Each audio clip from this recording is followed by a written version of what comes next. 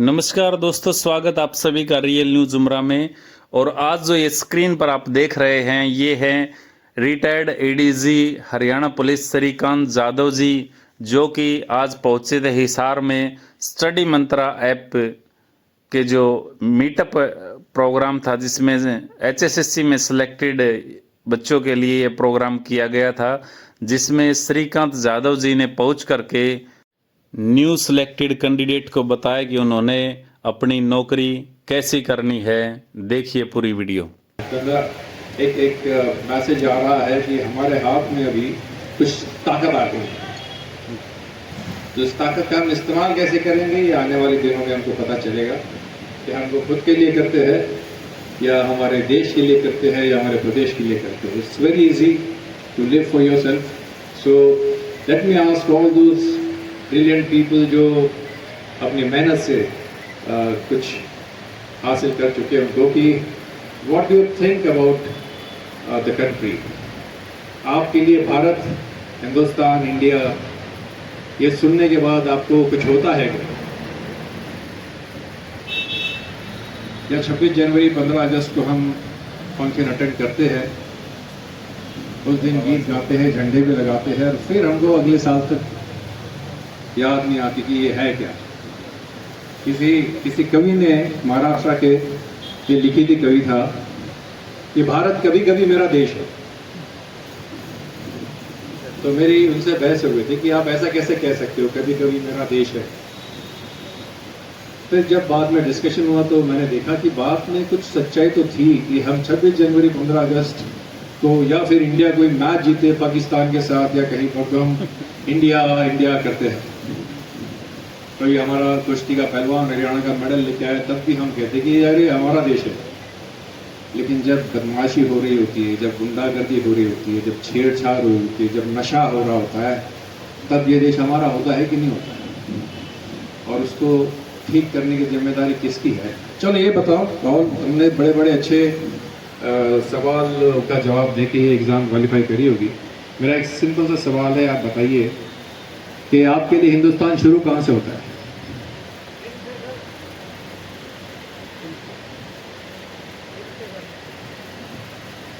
Anybody else? ये कह रहे दिल से। कश्मीर से शुरू होता है कि मुंबई से होता है, कन्याकुमारी से होता है, कहाँ से होता है? इन्होंने तो कहा, दो लोगों ने कहा दिल से। जी, दिन से डे सुबह से सभी लोग कह रहे दिल से। By birth, okay good, by birth, दिल से। मैं मुंबई से हूँ तो मुझे लगता है मुंबई से, कोई कश्मीर से तो उसको लगता है कश्मीर से। मेरे लिए जहाँ मैं रहता हूँ, जहाँ से मैंने संस्कार प्राप्त किया, आप लोगों ने इस एकेडमी से अगर आपकी शिक्षा लेके आप क्वालिफाई हुए हैं तो आपका हिंदुस्तान यहाँ से शुरू होता है।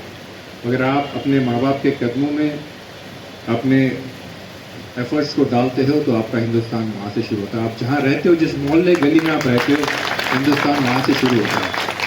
और अगर वो हमारा हिंदुस्तान, अगर वो वहाँ से शुरू होता है हमारे लिए, तो उसको ठीक करने के लिए बाहर से कोई नहीं आएगा।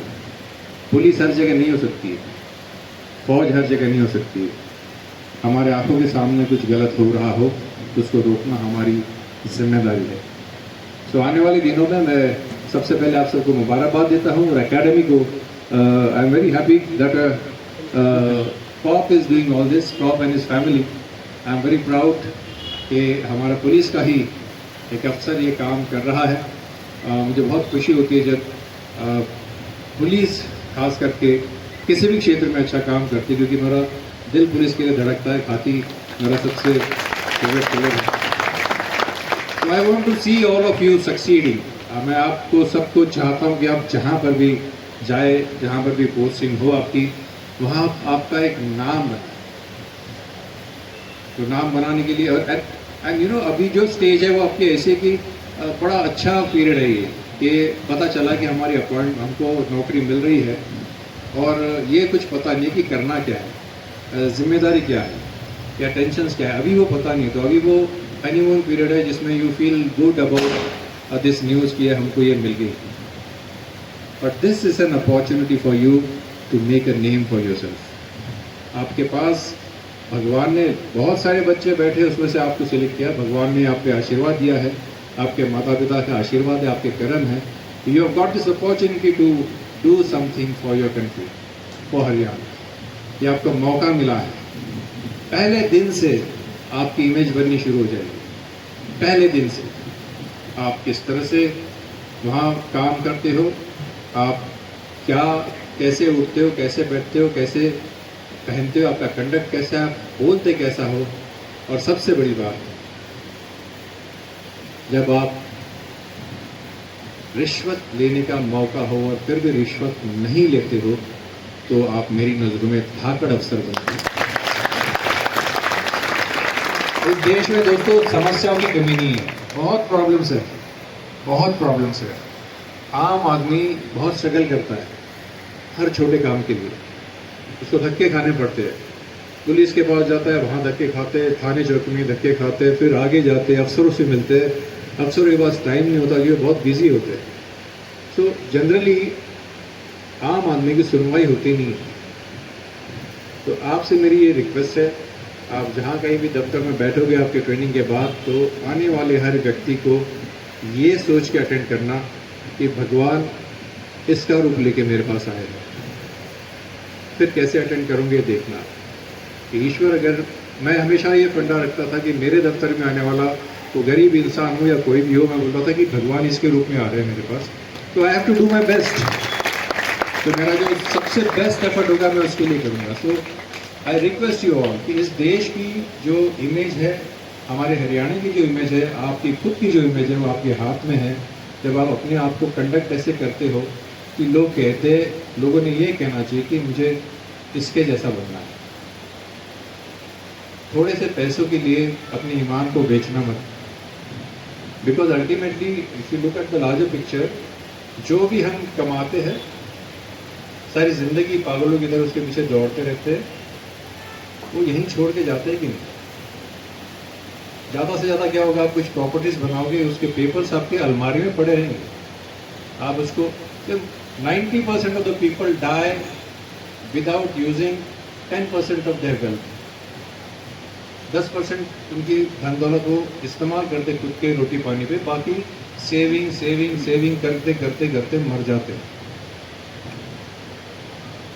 और मैं आप सबको ये कहता हूँ कि सबसे बड़ी क्वालिटी, चलो लास्ट एक सवाल आपको ज़्यादा बोर नहीं करता हूँ, सबसे बड़ी क्वालिटी एक इंसान में क्या होनी चाहिए बताइए? इंसानियत. जो आपको लगता है बेस्ट क्वालिटी. सच्चाई. वेरी गुड, बहुत बड़ी बात, इनके लिए तालियां बजाइए. सच्चाई. और कोई बात, और कोई quality?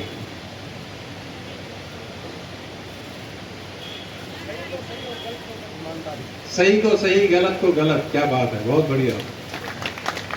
So I'll tell you what according to me is the most important characteristic that any individual can have, should have.